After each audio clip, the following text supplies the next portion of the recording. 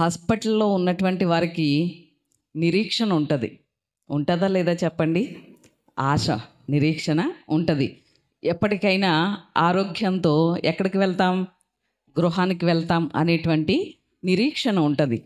అలాగే జైల్లో ఉన్నవారికి కూడా నిరీక్షణ ఉంటుంది. ఎప్పటికైనా మనం విడుదలవుతాం, మన కుటుంబాన్ని చేరుకోగలుగుతాం, మన కుటుంబస్తుల్ని, భార్య బిడ్డల్ని చూసుకోగలుగుతాం అనేటువంటి నిరీక్షణ ఉంటుంది. పొలం పండించేటువంటి రైతుకు కూడా నిరీక్షణ ఉంటుంది. ఏమని అంటే, ఈ సంవత్సరం కాకపోతే మరొక సంవత్సరం మంచి పంట పండుతుంది, సరైనటువంటి లాభాలు వస్తాయి అనేటువంటి నిరీక్షణ ఉంటుంది. కానీ నిరీక్షణ లేనటువంటి చోటు ఏదైనా ఉంది అంటే అది ఎక్కడో తెలుసండి? నరకం. ఎక్కడ చెప్పండి? నరకం. నరకంలోకి వెళ్ళినటువంటి వారికి ఇంకా నిరీక్షణ అనేది లేదు, హోప్ అనేదే లేదు, ఆశ అనేదే లేదు. సర్లే, ఒక 10 సంవత్సరాలు ఈ నరకంలో భరించి తర్వాత బయటకు వచ్చేద్దాంలే అనేటువంటి ఆశ అనేది కలగదు వారికి. యుగయుగాలు కూడా ఎక్కడ ఉండవలసిందే? ఆ నరకంలో, నిత్యాగ్నిలో యాతన పడవలసిందే. ఈరోజు మనం గమనించాలి, ఆ నిత్య నరకాగ్నిలో నుండి తప్పించబడడానికే మనల్ని దేవుడు రక్షించుకున్నాడు. రక్షించుకున్నటువంటి వారందరం పరలోకమే వెళ్ళిపోతాం. మేము బాప్తిస్మం తీసుకున్నాం కదా, పరలోకంలో మాకు సీటు రిజర్వేడ్ అయిపోయింది అనడానికి ఏమీ లేదు. రక్షించబడిన వారిని కూడా ఎక్కడ ఉంటారు? నరకంలో ఉంటారని ఖచ్చితంగా చెప్పొచ్చు దేవుని వాక్యాన్ని బట్టి. కానీ ఆ ఆశ లేనటువంటి, నిరీక్షణ లేనటువంటి ఆ నిత్య నరకంలో నుండి తప్పించబడడానికే ప్రతిరోజు దేవునితో సహవాసం చేస్తూ ప్రభువునందు స్థిరులుగా ఉండడానికి దేవుడు మనకు మంచి అవకాశాన్ని ఇస్తున్నాడు. దేవునికి స్తోత్రం, హల్లెలూయా. ఇలాగున ప్రతిరోజు కూడా దేవునితో సహవాసం చేయడం అనేది అది మన ఆత్మీయ జీవితానికి ఎంతో క్షేమకరం. ఏదో రక్షించబడిపోయాను, దేవుని బిడ్డను అయిపోయాను అంటే కాదు. మన భక్తి జీవితంలో, మన విశ్వాస జీవితంలో, ఈ అనుదిన ఈ ఆధ్యాత్మిక యాత్రలో, పరలోక యాత్రలో మరింతగా మనం ముందుకు కొనసాగడానికి దేవునితో సహవాసం చేయడం కానివ్వండి, పరిశుద్ధులతో సహవాసం చేయడం కానివ్వండి, సంఘముతో కలిసి ప్రార్థించడం కానివ్వండి, ఇవన్నీ చాలా ముఖ్యమైనటువంటివి. దేవునికి స్తోత్రం, హల్లెలూయా.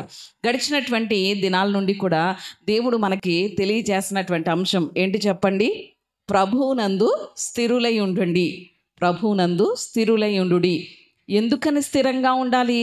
ఎలాంటి పరిస్థితులు ఉన్నాయి కాబట్టి స్థిరంగా ఉండాలి అనే విషయాన్ని 3 మాటలు మనం నేర్చుకున్నాం. ఎలాంటి పరిస్థితులు సంఘంలోనికి చొరబడుతున్నాయో, ఎలాంటి మనుషులు, ప్రవక్తలు, బోధకులు నేటి క్రైస్తవ సంఘంలోనికి చొరబడుచున్నారో, క్రైస్తవ సమాజంలోనికి వస్తున్నారో, వారిని బట్టి వారిని మనం అవగాహన చేసుకోవాలి అంటే, వారిని గ్రహించగలగాలి అంటే మనం ఖచ్చితంగా ఎలా ఉండాలి?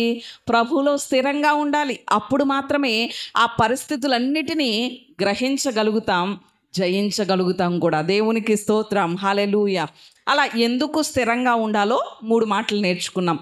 మరి స్థిరంగా ఉండాలి అంటే ఏం చేయాలో కూడా ఎన్ని మాటలు నేర్చుకున్నాం? 5 మాటలు నేర్చుకున్నాం. ఎన్ని చెప్పండి? 5 మాటలు నేర్చుకున్నాం. స్థిరంగా ఉండాలి అంటే ప్రభువులో ఎలా ఉండాలి అనే విషయాన్ని 5 మాటలు నేర్చుకున్నాం. ఎందుకంటే మన ముందు ఉన్నటువంటి చరిత్ర మనకి పాఠం నేర్పిస్తుంది. మన పితరులైనటువంటి ఇశ్రాయేలీలు వారు స్థిరులుగా ఉండలేకపోయారు. ఆ 5 విషయాల్లో వారు పడిపోయారు. కాబట్టి స్థిరత్వం లేని వారిగా పతనమైపోయినటువంటి పరిస్థితులు కనబడుతున్నారు. వారిని బట్టి మనం నేర్చుకునేటువంటి పాఠం ఏంటి అంటే, వారు పడిపోయినటువంటి ఆ విషయాలను మనం జాగ్రత్త కలిగి ఉంటే మనం ఏమవుతాం?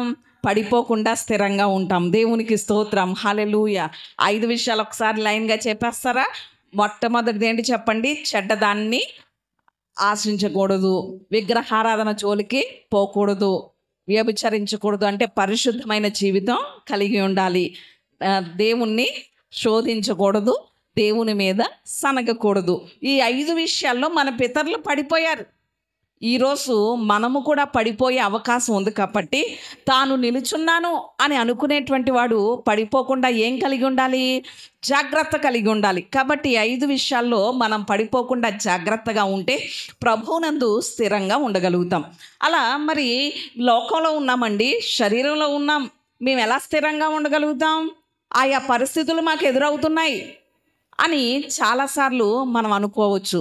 కానీ మనకి స్థిరంగా ఉన్నటువంటి భక్తుల గురించి కూడా దేవుడు తన గ్రంథంలో ఏం చేశాడు చెప్పండి? వ్రాయించి ఉంచాడు. వాళ్ళని ఎందుకంటే మనం ప్రోత్సాహం పొందడం కోసం, వారిని బట్టి మరింతగా వారి జీవిత మాదిరిని మనం అనుసరించడం కోసం భక్తుల్ని ముందుగానే వారి జీవితాల్ని మనకి దేవుడు వ్రాయించి ఉంచాడు. ఇక్కడ రాత్రి నుండి కూడా మనం ఆలోచన చేస్తున్నాం. స్థిరంగా ఉన్నటువంటి ఒక వ్యక్తిని ఆలోచన చేస్తున్నాం. ఎవరు చెప్పండి? దానియేలు గ్రంథం 12వ అధ్యాయం 13వ వచనంలో చూస్తే ఆ మాట మనం రాత్రి నుండి ఆలోచన చేస్తున్నాం.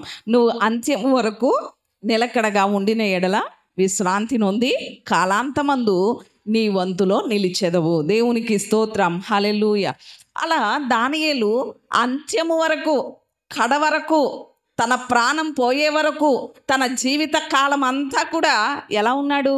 స్థిరంగా ఉన్నాడు. ఎలా ఉన్నాడు చెప్పండి? స్థిరంగా ఉన్నాడు, నిలకడగా ఉన్నాడు. ఎలాంటి పరిస్థితుల్లో? ఈరోజు మనకి అన్ని పరిస్థితులు అనుకూలంగా ఉన్నాయి కదండి. దేవుని వాక్యం మన చేతిలో ఉంది.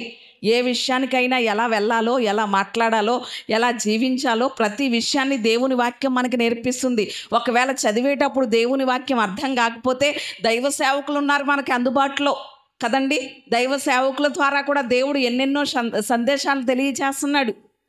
అలాగనే కొంతమంది ఆత్మీయులు కూడా మనకి సలహాలు, సంప్రదింపులు ఇస్తూ ఉంటారు. ఇలా ఎన్నో పరిస్థితులు అనుకూలంగా ఉన్నాయి మనకి.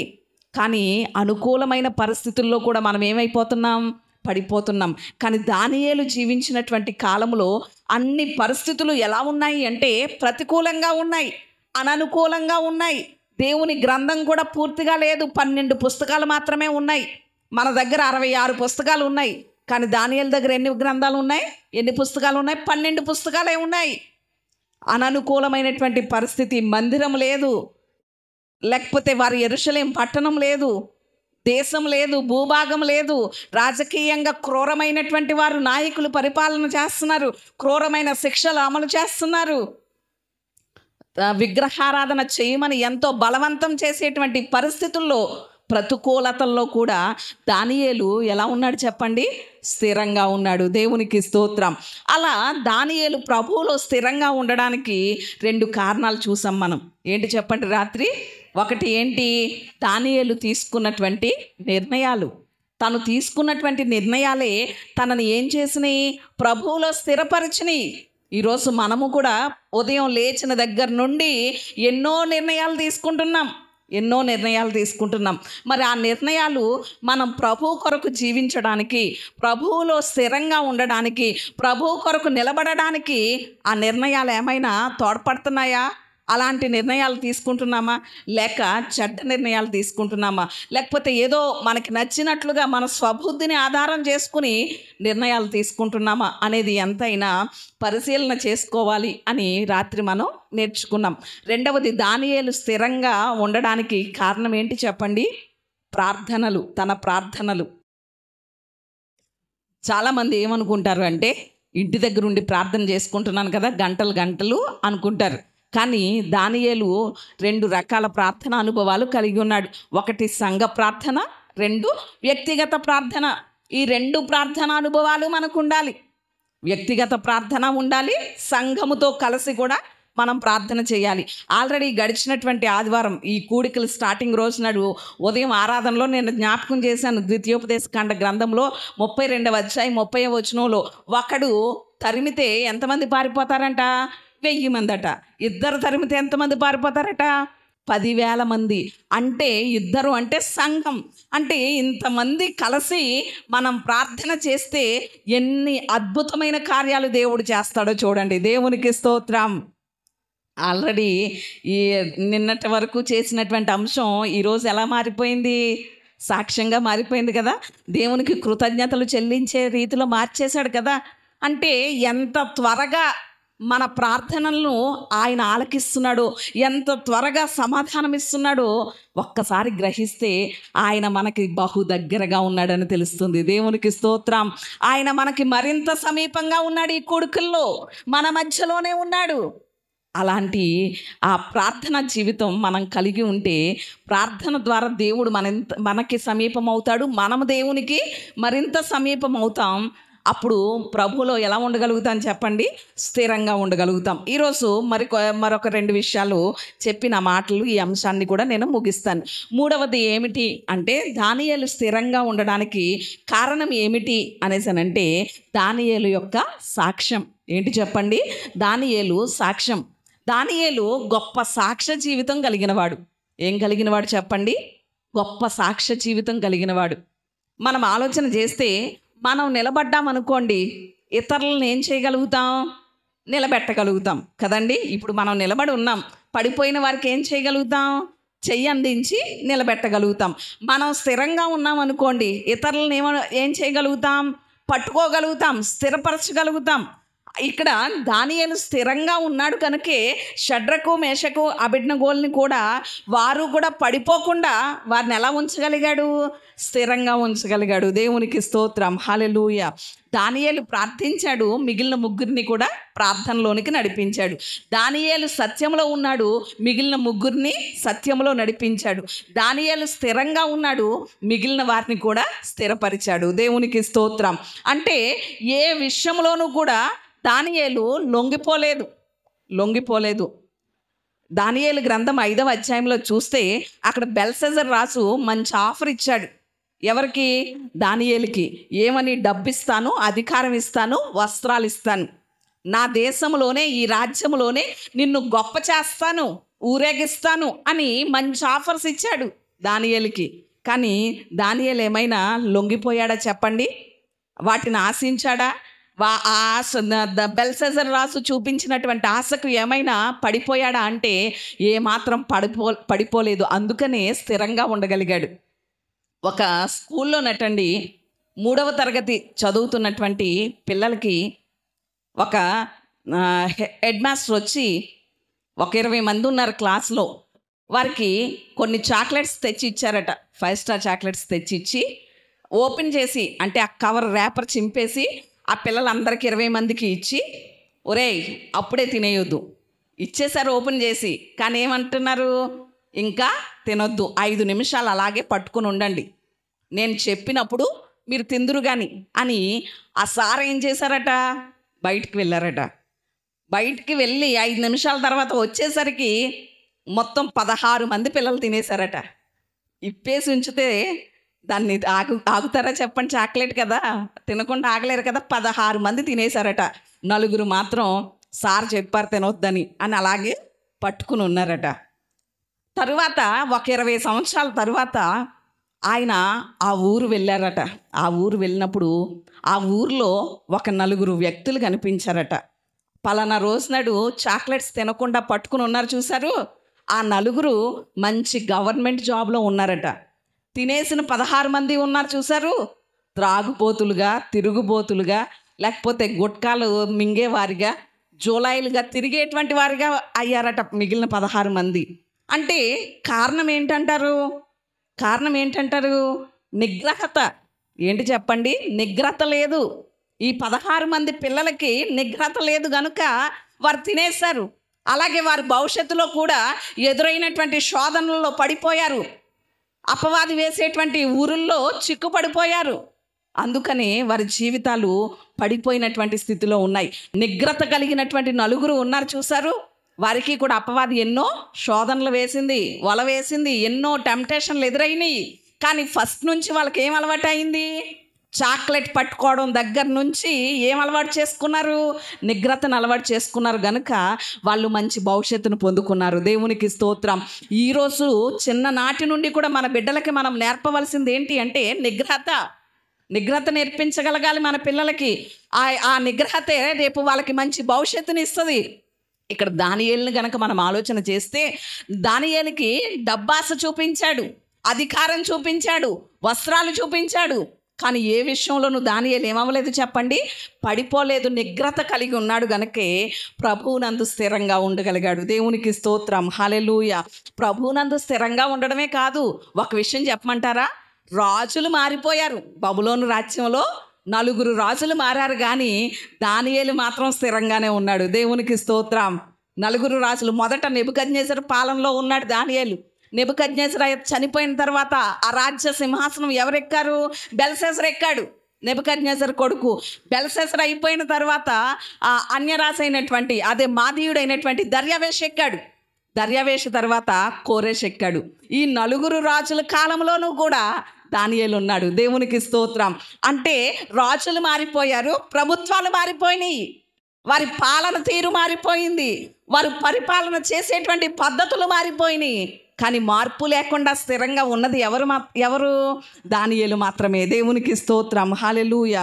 ఈరోజు మన జీవితం ఎలా ఉండాలో తెలుసండి?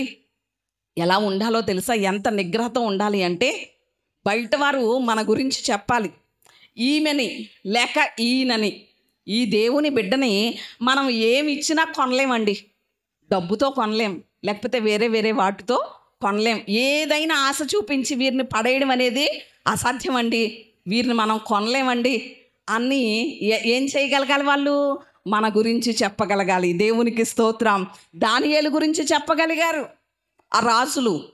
కానీ ఈరోజు దేవుని బిడ్డలమైనటువంటి మనం ఏదేదో ఆశ చూపిస్తే, ప్రభుత్వాల ఆశ చూపిస్తే, ఈరోజు మీరు క్రిస్టియన్సా హిందూసా అంటే ఏమంటున్నాం? ప్రభుత్వం చూపించే ఆశకి, ప్రభుత్వం చూపించే పథకాలకి ఏమని ఒప్పుకుంటున్నాం? క్రైస్తవులం అని ఒప్పుకుంటున్నామా? లేదు, మేము హిందూసే అంటున్నాం. మరి ఈరోజు ప్రభు ఏమంటున్నాడో తెలుసా? నన్ను ఎవరైతే ఒప్పుకుంటారో, నేను నా దూతలతో వచ్చేటప్పుడు వాళ్ళనే, నా బిడ్డలని ఏం చేస్తాడట? ఒప్పుకుంటాడట. దేవునికి స్తోత్రం, హల్లెలూయా. మరి ఈరోజు మనకి ఏవేవో పథకాలు చూపించేసరికి, ఆశ చూపించేసరికి, ధనాన్ని చూపించేసరికి, వాక్యానికి వ్యతిరేకమైనవి మన ఎదుట ఉండేసరికి మనం లోబడిపోతున్నామా? నిలబడగలుగుతున్నామా? ఒక్కసారి దానియేలును బట్టి మనం ఎంతైనా కూడా ఆలోచన చేసుకోవాలి. మనల్ని ఎవ్వరూ కొనలేరు. మేమెవ్వరము, ప్రభుత్వాలు కానీ, మనుషులు కానీ, అధికారులు కానీ, మేమెవ్వరము వీళ్ళని కొనలేమండి అని చెప్పగలగాలి. మనల్ని కొనగలిగేటువంటిది ఎవరైనా ఉన్నారు అంటే అది మన ప్రభువు మాత్రమే. దేవునికి స్తోత్రం, హల్లెలూయా. అలాగున ఉండగలగాలి. అలాగున ఒక వ్యక్తిని గురించి దేవుడే సాక్ష్యం ఇచ్చాడు. ఎవరో తెలుసా? యోబును గురించి దేవుడు ఎవరితో సాక్ష్యం చెప్తున్నాడు? ఎవరితో? మనుషులతో కాదు, లేకపోతే దేవుని బిడ్డలతో కాదు, అన్యులతో కాదు, లోకస్తులతో కాదు. ఎవరితో చెప్తున్నాడు సాక్ష్యం? దేవుడు స్వయంగా సాతానుతో చెప్తున్నాడు. దేవుడు, నువ్వు నా బిడ్డ గురించి తెలుసా? నా బిడ్డ ఎవరో తెలుసా అని తన గొప్పగా చెప్పుకుంటున్నాడు. దేవుడు కాళ్ళు ఎగరేస్తూ సాతానుతో యోబు గురించి గొప్పగా చెప్పుకుంటున్నాడు.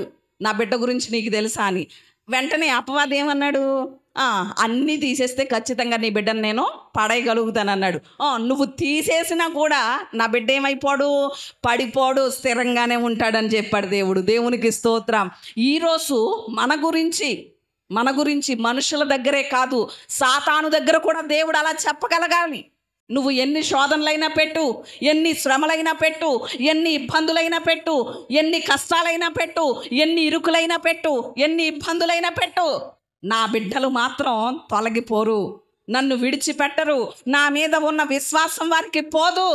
నువ్వు ఎన్ని కష్టాలు పెట్టినా నా సన్నిధి విడిచిపెట్టరు, నా సహవాసం విడిచిపెట్టరు, నా యందు నమ్మికలో నుండి నా బిడ్డలు తొలగరు అని దేవుడు ఎవరిని గురించి చెప్పాలి? నన్ను గురించి, మిమ్మల్ని గురించి, మనందరి గురించి చెప్పాలి. దేవునికి స్తోత్రం. మరి ఈరోజు అలాంటి సాక్ష్యాన్ని మనం పొందుకోగలుగుతున్నామా? 5వ అధ్యాయంలో దానియేలు యొక్క వయసు ఎంతో తెలుసండి? 80 సంవత్సరాలు. ఈ అధికారం, ధనం ఇవన్నీ చూపించేసరికి దానియేలు యొక్క వయసు ఎంత? 80 సంవత్సరాలు. అంటే 14వ సంవత్సరంలో ఎలాంటి సాక్ష్యం పొందుకున్నాడో, ఎలాగైతే వాటన్నిటిని వద్దనుకున్నాడో, 80వ సంవత్సరంలో కూడా ఏమనుకుంటున్నాడు? వాటన్నిటిని వద్దనుకుంటున్నాడు. దేనికి కూడా లొంగిపోకుండా ఉన్నాడు. దేవునికి స్తోత్రం. హల్లెలూయా. ఈరోజు క్రైస్తవ జీవితంలో కూడా ఎన్నెన్నో సవాళ్ళు ఎదురవుతాయా లేదా చెప్పండి? ఎన్నెన్నో సవాళ్ళు ఎదురవుతాయి క్రైస్తవ జీవితానికి. కానీ సవాళ్ళలో మనం ఎలా ఉండాలి చెప్పండి? స్థిరంగా ఉండాలి. మనల్ని స్థిరపరచడం కోసమే, ప్రభువులో మనల్ని స్థిరపరచడం కోసమే, మనం స్థిరంగా ఉన్నామా లేదా అని పరీక్షించడం కోసమే దేవుడు మనకి సవాళ్ళను అనుమతిస్తాడు. దేవునికి స్తోత్రం. మరి ఈరోజు ఎంతవరకు స్థిరంగా ఉంటున్నాం, స్థిరంగా ఉండి సవాళ్ళను స్వీకరించగలుగుతున్నాం అనేది ఎంతైనా కూడా ఆలోచన చేయాలి. మనం ఎంతైనా ఆలోచన చేయాలి. దానియేలు పొందినటువంటి సాక్ష్యాలు ఒక 4 మాటలు ఏమని సాక్ష్యం పొందాడో ఒక 4 మాటలు నేను గుర్తు చేస్తాను మీకు. దానియేలు గ్రంథం 6వ అధ్యాయం 3వ వచనంలో చూస్తే అక్కడ దానియేలు గురించి చెప్పబడినటువంటి సాక్ష్యం ఏంటో తెలుసా? అతడు అతి శ్రేష్టమైన బుద్ధి గలవాడు అని సాక్ష్యం పొందాడు. ఏం చెప్తున్నాడు అక్కడ? దానియేలు గురించి చెప్పబడిన సాక్ష్యం ఏంటి చెప్పండి? మొట్టమొదటిగా అతి శ్రేష్టమైన బుద్ధి గలవాడు అని చెప్తున్నారు సాక్ష్యం దానియేలు గురించి. మరి ఈరోజు మన గురించి సాక్ష్యం ఇమ్మంటే ఏమి ఇవ్వగలుగుతారు? చాలా పిచ్చోడండి బాబు, వెర్రోడండి బాబు, మాట వినడండి బాబు, మూర్ఖులండి బాబు అనే మాటలే వినబడతాయి తప్ప మన గురించి శ్రేష్టమైన బుద్ధి గలవారని చెప్పగలుగుతారా చెప్పండి? అలా అంటే మీరు అనొచ్చు, దేవుడు అతనికి జ్ఞానం ఇచ్చేశాడండి, శ్రేష్టమైన బుద్ధి ఇచ్చేశాడండి, అందుకే ఆ సాక్ష్యం పొందుకున్నాడండి దానియేలు అనొచ్చు. కానీ ఎఫెసీ పత్రిక 5వ అధ్యాయం 15వ వచనం ప్రకారంగా చూస్తే, దినములు చెడ్డవి గనుక సమయమును పోనీయక సద్వినియోగం చేసుకొనుచు అజ్ఞానుల వలె కాక జ్ఞానుల వలె నడుచుకొనుడి. అంటే సమయాన్ని ఎవరైతే సద్వినియోగం చేసుకుంటారో వారెవరట? జ్ఞానులట. దేవుని వాక్యం చెప్తుంది. సమయాన్ని పోనిచ్చేవారు అజ్ఞానులట. మరి ఇప్పుడు సమయాన్ని మనం సద్వినియోగం చేసుకుంటున్నాం. ఏ లెక్కల్లోకి వస్తాం? జ్ఞానుల లెక్కల్లోకి వస్తాం. శ్రేష్టమైన జ్ఞానం అంటే మరింతగా ఇంకా ఎక్కువ సమయం ప్రభుతో గడిపితే శ్రేష్టమైనటువంటి జ్ఞానం. ఇక్కడ దానియేలు తన సమయం అంతా దేవునితో గడిపినట్లుగానే కనిపిస్తుంది. దేవునితోనే సహవాసం చేస్తూ ఉండేవాడు గనుకనే ఏమయ్యాడు? అతి శ్రేష్టమైన బుద్ధి గలవాడుగా అయ్యాడు. దేవునికి స్తోత్రం. ఈరోజు మనం కానివ్వండి, మన బిడ్డలు కానివ్వండి, మన సహవాసం దేవునితో గడిపితే, మన సమయాన్ని దేవునితో గడపడానికి వెచ్చించగలిగితే ఇలాంటి సాక్ష్యాన్ని మనం పొందుకోగలుగుతాం. రెండవదిగా ఏమని సాక్ష్యం పొందాడు అంటే 6వ అధ్యాయం 4వ వచనంలో చూస్తే అక్కడ మనకు ఒక మాట కనిపిస్తుంది. ఏంటా మాట అంటే నమ్మకస్తుడు అని. రెండవ సాక్ష్యం ఏమని పొందాడు చెప్పండి? నమ్మకస్తుడు. ఏమని పొందాడు? నమ్మకస్తుడు. మరి ఈరోజు ఎంతవరకు మనం నమ్మకంగా ఉంటున్నాం? ఏ విషయంలో అయినా సరే దేవుని విషయంలో మనం నమ్మకంగా ఉండగలుగుతున్నామా? దేవుడు మనకిచ్చిన దాంట్లో నమ్మకంగా ఉండగలుగుతున్నామా? దేవుడు మనకు అప్పగించిన కుటుంబ బాధ్యత విషయంలో నమ్మకంగా కుటుంబ బాధ్యతని కనపరచగలుగుతున్నామా? మనల్ని నమ్మి ఒక బాధ్యత దేవుడు అప్పగించాడు, కుటుంబాన్ని. ఆ కుటుంబంలో నమ్మకంగా ఉండగలుగుతున్నామా?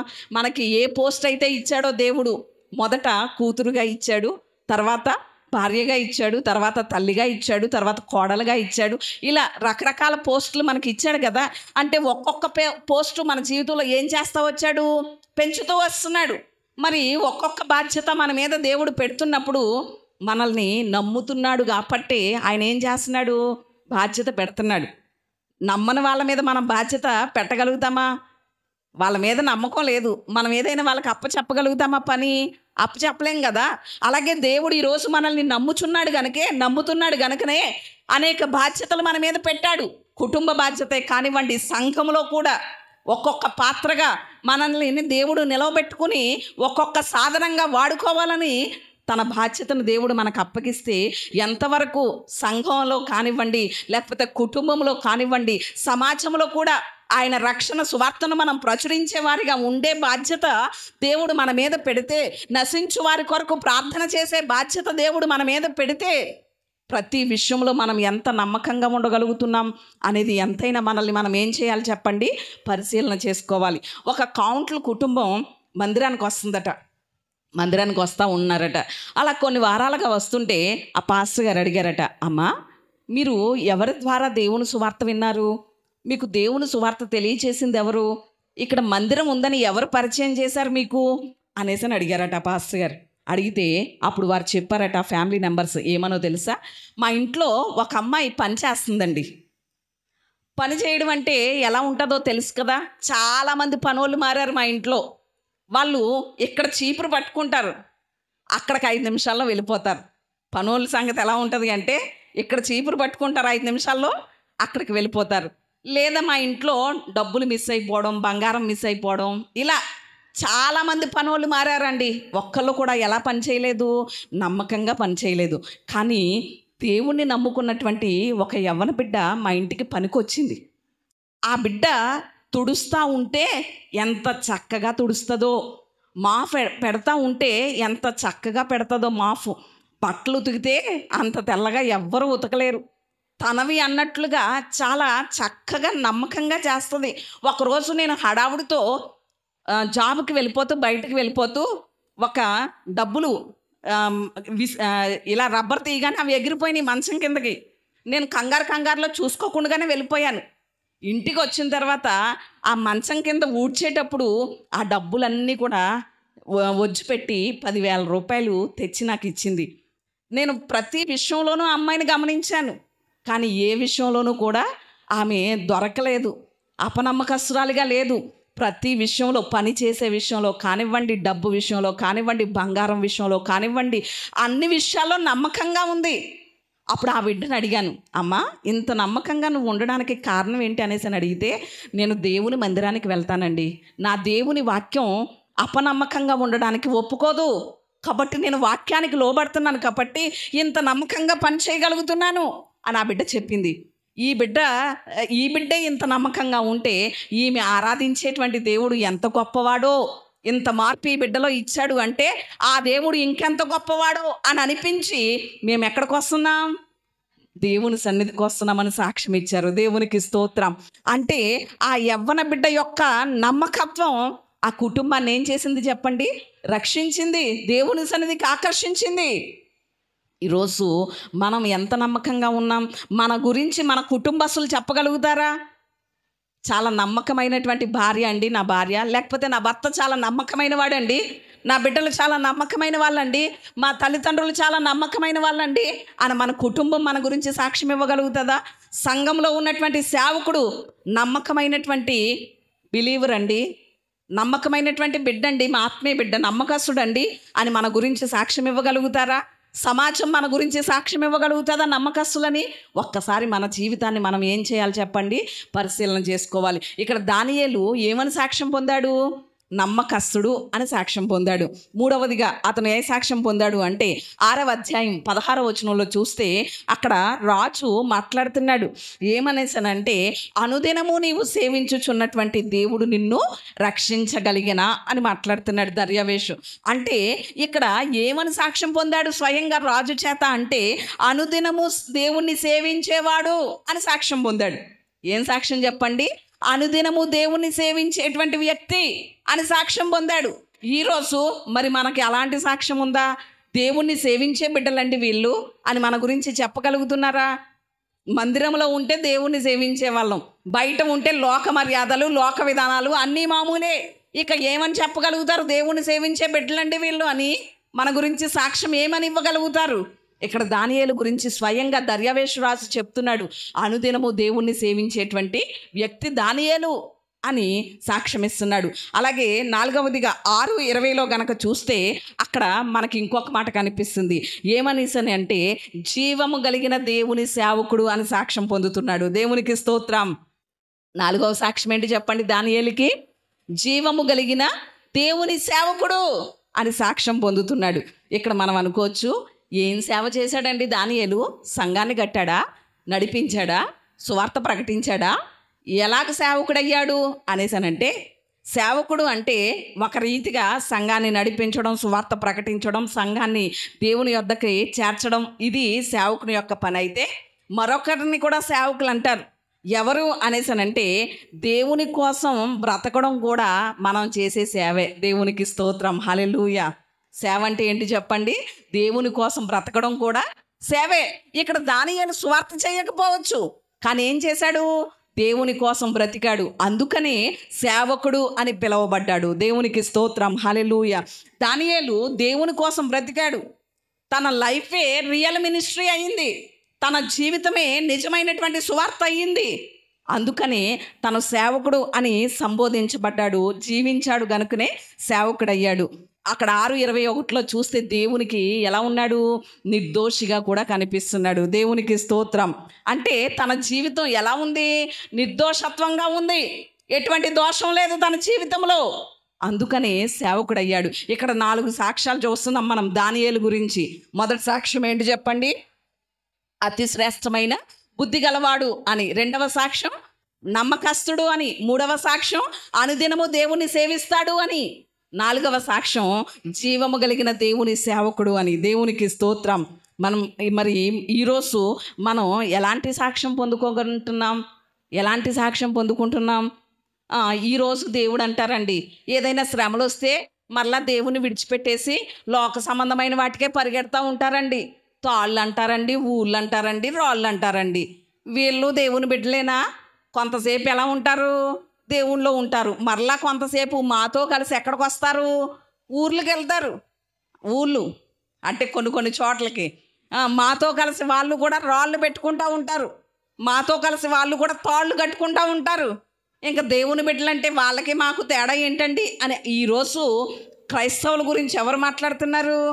అన్యులు మాట్లాడుతున్నారు. మరి మన సాక్ష్యం ఏది? మన సాక్ష్యం ఏది? ఈరోజు ఒకవేళ శ్రమ కలిగిందా? బాధల గుండా వెళ్తున్నావా? కష్టాల గుండా వెళ్తున్నావా? నష్టాల గుండా ప్రయాణం చేస్తున్నావా? ఆ శ్రమలు దేవుడు ఎందుకు అనుమతిస్తున్నాడో తెలుసా? రేపు నువ్వు దేవుని కొరకు సాక్షిగా నిలబడాలని. దేవునికి స్తోత్రం. మనకి దేవుడు శ్రమలు ఎందుకు అనుమతిస్తాడు అంటే మనల్ని ఏదో బాధ పెట్టాలని కాదు, మనం అంటే దేవునికి ఇష్టం లేక కాదు, మనల్ని ఏదో ఇబ్బంది పెట్టాలని కాదు, మనల్ని శ్రమపరచాలని కాదు. ఈరోజు మనం ఎదుర్కొంటున్నటువంటి ప్రతికూలతలన్నీ, మనం ఎదుర్కొంటున్న ఇబ్బందులన్నీ, మనం ఎదుర్కొంటున్నటువంటి శ్రమలన్నీ, మనం పోరాడేటువంటి పోరాటాలన్నీ రేపు దేవుని కొరకు మనల్ని ఎలా నిలబెట్టాలని? సాక్షిగా నిలబెట్టాలని. ఇక్కడ దానియేలు గురించి సాక్ష్యం వచ్చింది అంటే అతనికి ముందు కష్టం రాలేదా? శ్రమ రాలేదా? అంటే ఎక్కడ వేయబడ్డాడు? సింహాల బోనులో వేయబడ్డాడు. తన ప్రాణాన్ని సైతం త్యాగం చేయడానికి ఇష్టపడ్డాడు. అలాంటి శ్రమలో నిలబడ్డాడు కాబట్టే ఏమని సాక్ష్యం పొందుకున్నాడు?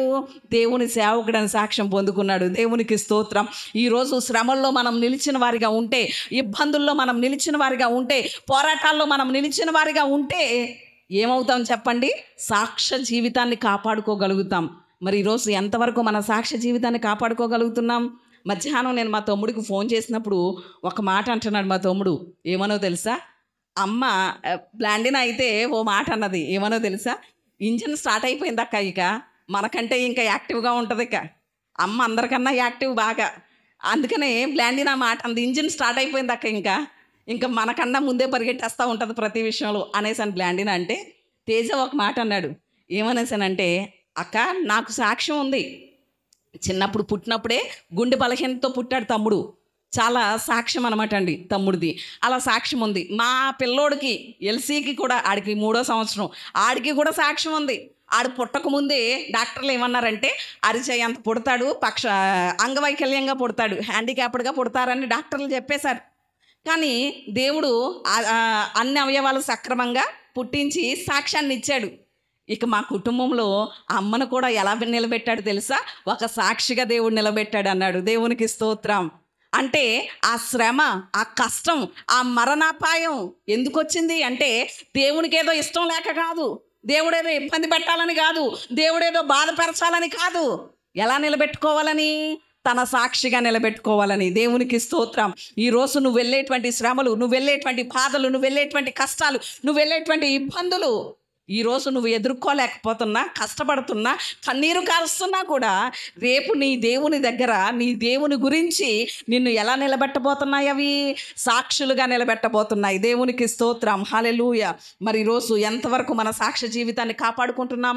శ్రమల్లో కూడా దేవుని విడిచిపెట్టకుండా, ఎన్ని పోరాటాలు ఎదురైనా దేవుని మీదే విశ్వాసంతో నమ్మకంగా జీవిస్తే ఖచ్చితంగా దేవుని కొరకు సాక్షిగా నిలబడతాం, దేవుని నామాన్ని మహిమపరుస్తాం. ఇక్కడ దానియేలు దేవునిలో స్థిరంగా ఉండడానికి 3వ కారణం ఏంటి చెప్పండి? దానియేలు యొక్క సాక్ష్యం. మరి ఈరోజు మనం ఎంతవరకు అలాంటి సాక్ష్యాన్ని కాపాడుకుంటున్నాం? మన సాక్ష్య జీవితాన్ని కాపాడుకుంటూ ప్రభువులో స్థిరంగా ఉండగలుగుతున్నామా లేదా అనేది ఎంతైనా పరిశీలన చేసుకోవాలి. ఇక 4వ మాట కూడా చెప్పిన మాటలు నేను ముగిస్తాను. 4వదిగా దానియేలు స్థిరంగా ఉండడానికి 4వ కారణం ఏమిటి అంటే దానియేలు యొక్క స్వభావం. ఏంటి చెప్పండి? స్వభావం.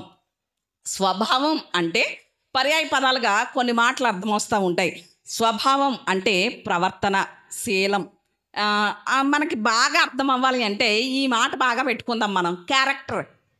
కొంతమంది మన అందరం ఇంగ్లీష్ మీడియమే, కొన్ని పదాలు తెలుగులో కన్నా ఇంగ్లీష్లోనే బాగుంటాయి మనం మాట్లాడితే కదండి. ఉదాహరణకి మొబైల్ ఉంది, ఇది ఇంగ్లీష్ పదమే మనకు తెలుసు, సెల్ అని. తెలుగులో ఏమంటారో తెలుసా? దీన్ని చరవాణి అంటారు. తెలుగులో ఏమంటారు చెప్పండి? చరవాణి అంటారు. చరవాణి ఇలా ఇవ్వు అంటే ఎవరికైనా అర్థమవుతుందా? అర్థమవుతుంది. సెల్ ఇలా ఇవ్వు అంటే అందరికి అర్థమవుతుంది. కాబట్టి కొన్ని పదాలు ఇంగ్లీష్లోనే బాగుంటాయి.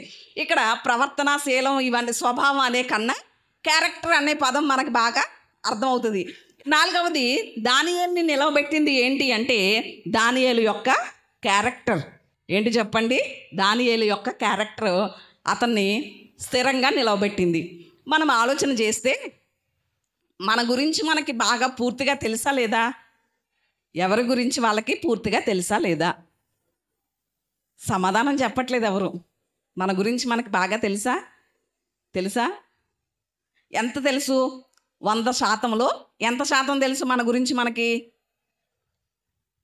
మీ గురించి మీకు ఎంత శాతం తెలుసండి? 100%కి సైన్సిస్టులు లెక్కలు కట్టారు. 100%కి 90% తెలుసట. నా గురించి నాకు ఎంత తెలుసు అంటే 90% తెలుసు. నా గురించి నాకు 90% తెలుసు. సాతానికి మన గురించి 50% తెలుసట. సాతానికి ఎంత తెలుసు చెప్పండి? 50% తెలుసు. మనలో ఉన్నటువంటి విధానాలు, బలహీనతలైనా బలాలైనా ఏమైనా 50% తెలుసు సాతానికి. మనకి 90% తెలుసు. కానీ 100% 100% తెలిసిన వాళ్ళు ఎవరైనా ఉన్నారు అంటే అది మన దేవుడు. దేవునికి స్తోత్రం. మన గురించి 100కి 100% ఎవరికి తెలుసు? దేవుడికే తెలుసు. మీరు అనొచ్చు, అదేంటండి మాకు కూడా 100%ఏ తెలుసు అండి నా గురించి నాకు అంటారా? ఒక వచనం చూపిస్తాను రండి. 139వ కీర్తన 2వ చరణం చదువుదాం. అక్కడ ఒక మాట మనకి కనిపిస్తుంది. నేను కూర్చుండుట, నేను లేచుట నీకు తెలుసు, నాకు తలంపు పుట్టక మునిపే నీవు నా మనస్సు గ్రహించుచున్నావు. దేవునికి స్తోత్రం. హల్లెలూయా. ఇక్కడ భక్తుడు ఏమంటున్నాడో తెలుసా? అయ్యా, నా గురించి నాకు 90%ఏ తెలుసు యేసయ్యా, కానీ నీకు మాత్రం ఎంత శాతం తెలుసు? 100% తెలుసు. ఇక్కడ భక్తుడు చెప్తున్నాడు, 100% దేవుడికే ఎందుకు తెలుసు? 90% మనకు తెలుసు, 10% ఎందుకు తెలియదు మనకి అంటే తన నోట మాట రాకముందే, అంటే తన ఆలోచనలోనికి తలంపు పుట్టకముందే అలాంటి తలంపు వస్తుందని ఎవరికి తెలుస్తుందట? దేవునికి తెలుస్తుంది. అది మనకు తెలియకముందే దేవునికి తెలుస్తుంది. అందుకనే చెప్పాను 100% మన గురించి ఎవరికి తెలుసు? దేవుడికి తెలుసు. ఇక్కడ ఈ దానియేలు యొక్క క్యారెక్టర్ స్వభావం అంటే అది స్వభావం దేనికి సంబంధించింది అంటే అంతరంగానికి సంబంధించింది. స్వభావం దేనికి సంబంధించింది చెప్పండి? అంతరంగానికి సంబంధించింది. అలాంటి పరిశుద్ధమైనటువంటి ప్రవర్తన, పరిశుద్ధమైనటువంటి క్యారెక్టర్ మనమే కట్టుకోవాలి. మన ప్రవర్తన మనమే బిల్డ్ చేసుకోవాలి, కట్టుకోవాలి. ఇక్కడ 6వ అధ్యాయానికి గనక వస్తే దానియేలు వయసు 6వ అధ్యాయంలో ఎన్ని సంవత్సరాలు అంటే 90వ సంవత్సరంలోకి వచ్చాడు. 6వ అధ్యాయంలోకి వచ్చేసరికి దానియేలుకి వయసు ఎంత చెప్పండి? 90వ సంవత్సరం. ఇక్కడ మనం దానియేలు యొక్క క్యారెక్టర్ని గనక ఆలోచన చేస్తే 14వ సంవత్సరంలో ఏ క్యారెక్టర్ అయితే ఉందో, 14వ సంవత్సరంలో ఏ స్వభావంతో అయితే ఉన్నాడో, 14వ సంవత్సరంలో ఏ ప్రవర్తనతో అయితే ఉన్నాడో, ఎలాగైతే తన శీలాన్ని కాపాడుకున్నాడో, అలాగే 90వ సంవత్సరం వచ్చే వరకు కూడా ఎలా ఉన్నాడు? అదే స్వభావంతో, అదే క్యారెక్టర్తో తన శీలాన్ని కాపాడుకున్నాడు. దేవునికి స్తోత్రం. క్యారెక్టర్ అంటే ఏంటి చెప్పండి? శీలం. అంటే తన పరిశుద్ధతను కాపాడుకున్నాడు. 14 సంవత్సరాల వయస్సు కలిగినటువంటి యవనస్తుడు, టీనేజర్, ఆ వయస్సులో ఎలాంటి పరిశుద్ధత కలిగి ఉన్నాడో, ఎలాంటి ప్రవర్తన కలిగి ఉన్నాడో, ఎలాంటి మంచి క్యారెక్టర్ కలిగి ఉన్నాడో 90వ సంవత్సరంలోకి వచ్చే వరకు కూడా అదే క్యారెక్టర్ కదండి. ఈరోజు మరి మన జీవితాన్ని కనుక మనం ఆలోచన చేస్తే రక్షణ పొందకముందు మన జీవితం అంతా రోతే కదండి. మన పాత జీవితం అంతా రోతే. దాన్ని లెక్కల్లోంచి తీసేస్తే రక్షణ పొందిన తరువాత పరిశుద్ధులమయ్యాం, తీర్మానం చేసుకున్నాం. అయ్యో నేను బాప్తిస్మం తీసుకున్నాను, రక్షించబడ్డాను, దేవుని బిడ్డనయ్యాను. కాబట్టి ఇక ఎలాంటి చెడు ప్రవర్తన కానీ చెడ్డ విధానాలు కానీ నాలో ఉండకుండా చూసుకోవాలి అని అనుకున్నాం. కానీ రాను రాను రాను రాను అంటే ఇంకా మనం బాప్తిస్మం తీసుకున్న సంవత్సరాలు పెరిగే కొలది మన క్యారెక్టర్ ఏమైపోతుందని చెప్పాలి? చెడిపోతుందనే చెప్పాలి, కానీ పెరుగుతుందని చెప్పక్కర్లేదు. ఈరోజు క్రైస్తవ సమాజం యొక్క క్యారెక్టర్ అస్సలు అంటే రక్షణ పొందినప్పుడే కొంచెం భయం కలిగి ఉన్నాం. పాపం విషయంలో భయం, పరిశుద్ధత కలిగి ఉండాలనేటువంటి భయం, క్యారెక్టర్ ప్రవర్తన కాపాడుకోవాలనేటువంటి భయం ఫస్ట్లోనే ఉంది. కానీ ఇప్పుడు రాను రాను వయసు పెరిగే కొలది ఏమవుతుంది?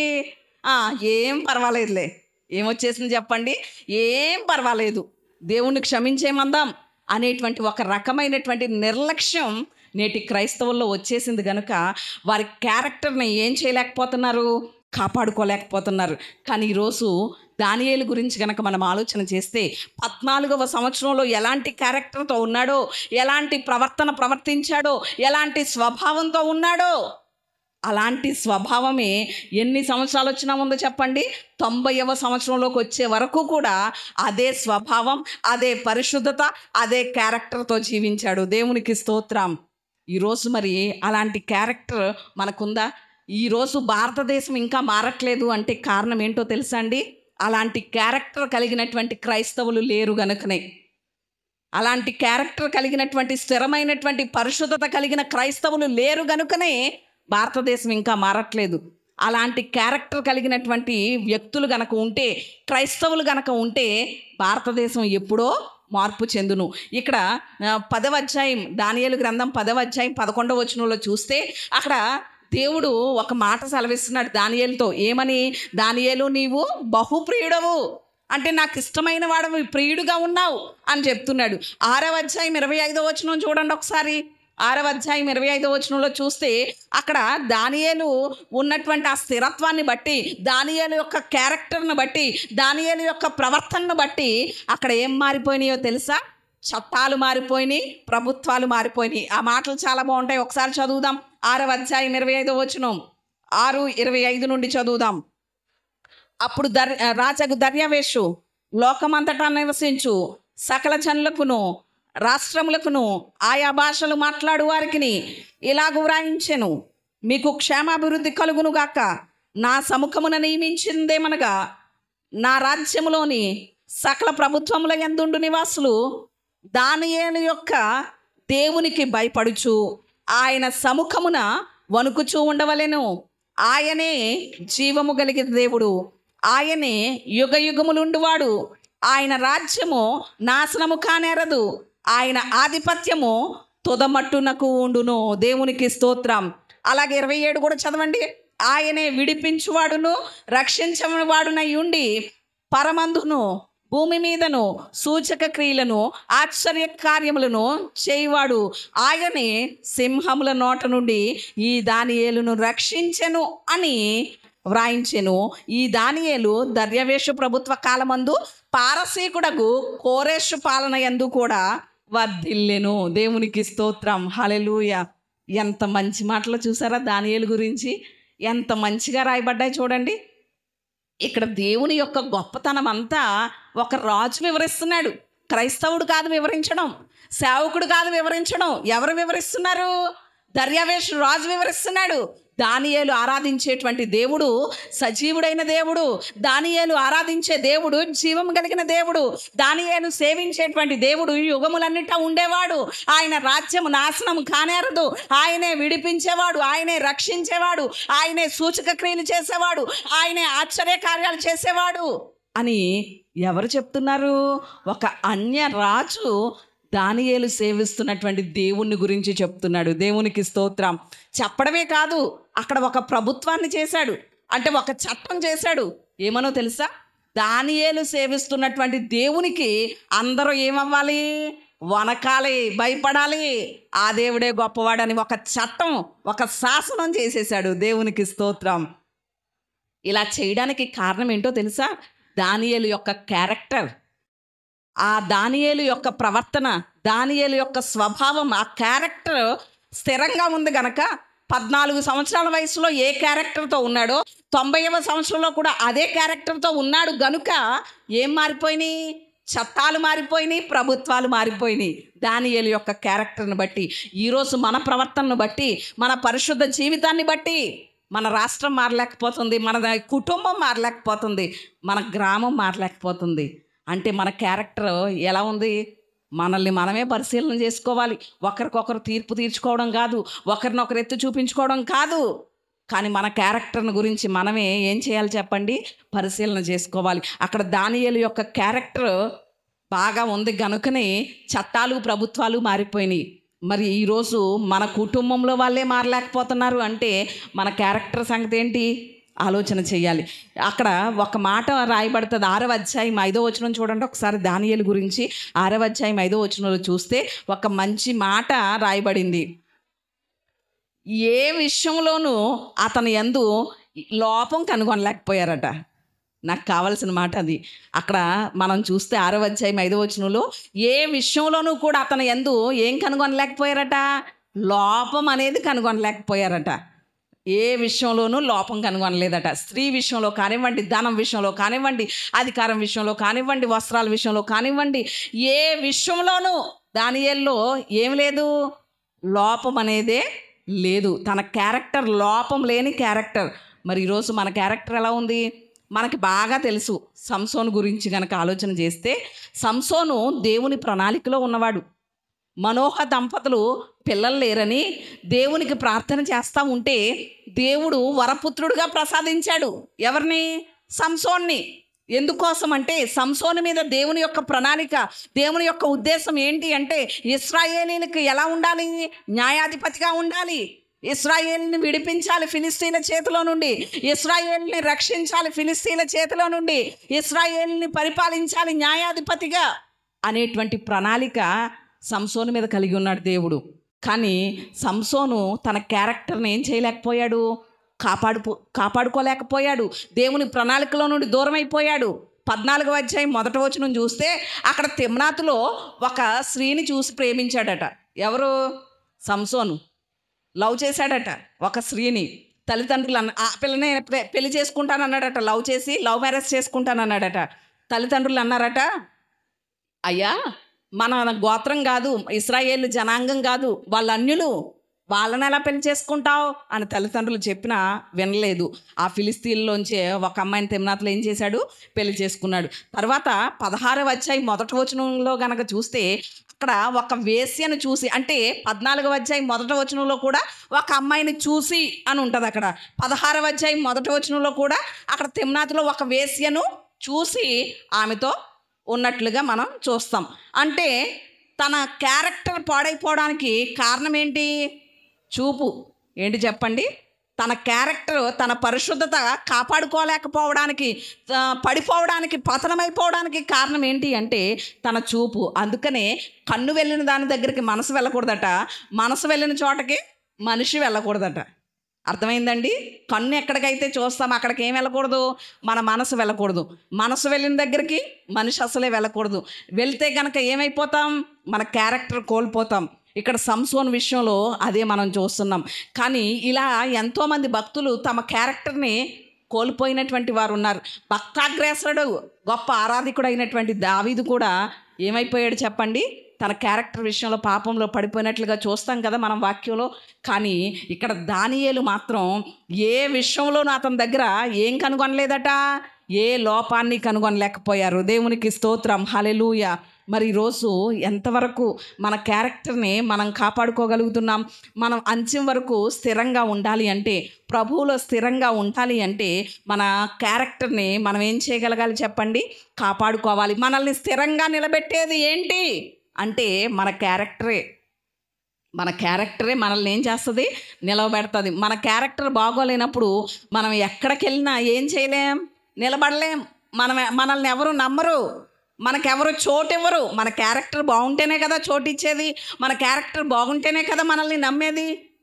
మన క్యారెక్టర్ బాగాలేనప్పుడు మనం స్థిరంగా ఉండలేం, ఎవరు కూడా మనల్ని నమ్మలేరు. మరి ఈరోజు ఎంతవరకు మన క్యారెక్టర్, మన స్వభావాన్ని మనం కాపాడుకోగలుగుతున్నాం అనేది ఎంతైనా ఆలోచన చేయాలి.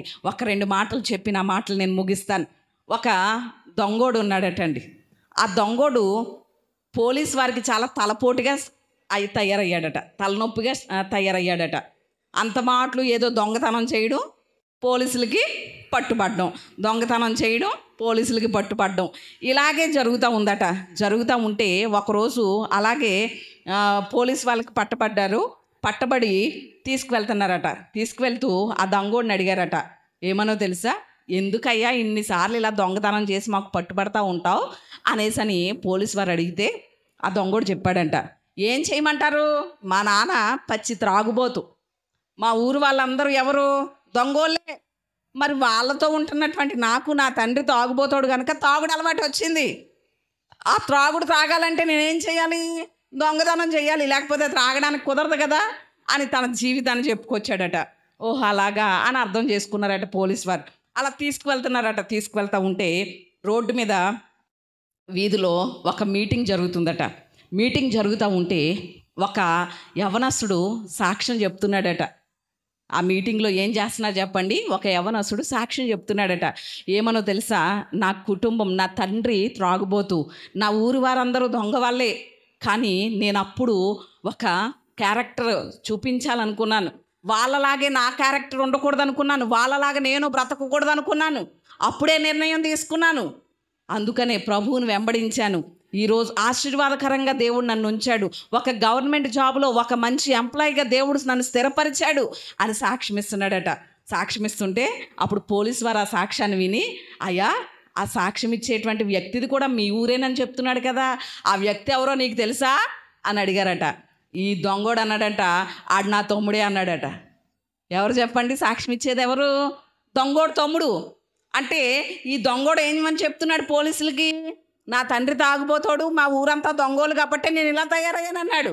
కానీ తన తమ్ముడు ఒక నిర్ణయం తీసుకున్నాడు, నా తండ్రి తాగుబోతాడైనా, నా ఇంట్లో వాళ్ళు, నా ఊరు వాళ్ళందరూ దొంగ వాళ్ళైనా నేను మాత్రం ఏం కాపాడుకోవాలి, నా క్యారెక్టర్ కాపాడుకోవాలి, నేను మాత్రం స్థిరంగా ఉండాలి, నేను మాత్రం గొప్ప పొజిషన్లో ఉండాలి, నేను మాత్రం మంచి భవిష్యత్తు పొందాలి అని నిర్ణయం తీసుకున్నాడు.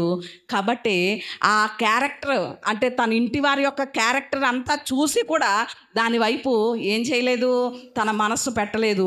తన క్యారెక్టర్ మంచి పరిశుద్ధంగా జీవించగలిగాడు, మంచి భవిష్యత్తును పొందుకోగలిగాడు. దేవునికి స్తోత్రం, హల్లెలూయా. మరి ఈరోజు మనం మన క్యారెక్టర్ని ఎంతవరకు మనం కాపాడుకోగలుగుతున్నాం అనేది ఎంతైనా కూడా మనం ఏం చేయాలి చెప్పండి, ఆలోచన చేసుకోవాలి. దానియేలు స్థిరంగా ఉండడానికి అంత్యము వరకు ఎలా ఉన్నాడు చెప్పండి, స్థిరంగా ఉన్నాడు. ప్రభువు దగ్గర తన వంతులో నిలబడగలిగాడు. అలా ప్రభువులో స్థిరంగా ఉండడానికి దానియేలు జీవితంలో 4 విషయాలు మనం చూసాం. మొట్టమొదటి విషయం ఏంటి చెప్పండి, తను తీసుకున్నటువంటి నిర్ణయాలే అపవిత్రమైనది కూడా తినకూడదని, దేవునికే ప్రార్థన చేయాలని, దేవునితోనే సహవాసం చేయాలని, ఇలా తను తీసుకున్నటువంటి నిర్ణయాలే తనని స్థిరపరిచాయి. రెండవదిగా తను చేసినటువంటి ప్రార్థనలు, వ్యక్తిగతంగా ప్రార్థన, సంఘ ప్రార్థన, తన ప్రార్థనలే తను ఏం చేశాయి చెప్పండి, స్థిరపరిచాయి, నిలవబెట్టాయి. ఈరోజు మనం 2 మాటలు నేర్చుకున్నాం. మూడవదిగా దానియేలు స్థిరంగా ఉండడానికి కారణం ఏంటి చెప్పండి, తన సాక్ష్య జీవితమే తనని స్థిరంగా నిలబెట్టింది. ఈరోజు మరి మన గురించి ఇచ్చే సాక్ష్యం ఏంటి, మనం పొందే సాక్ష్యం ఏంటి, ఎలాంటి సాక్ష్యం మన గురించి ఇవ్వగలుగుతున్నారు అనేది ఎంతైనా మన సాక్ష్యాన్ని గురించి మనం ఏం చేసుకోవాలి, పరిశీలన చేసుకోవాలి. మన సాక్ష్యానికి రిపేర్ రాకుండా కాపాడుకుంటూ ఉండాలి. నాలుగవదిగా చూస్తే దానియేలు స్థిరంగా ఉండడానికి అతని యొక్క స్వభావం, క్యారెక్టరే కారణం. తన పరిశుద్ధమైనటువంటి క్యారెక్టరే తను ఏం చేసింది, అంతము వరకు స్థిరంగా నిలబెట్టింది.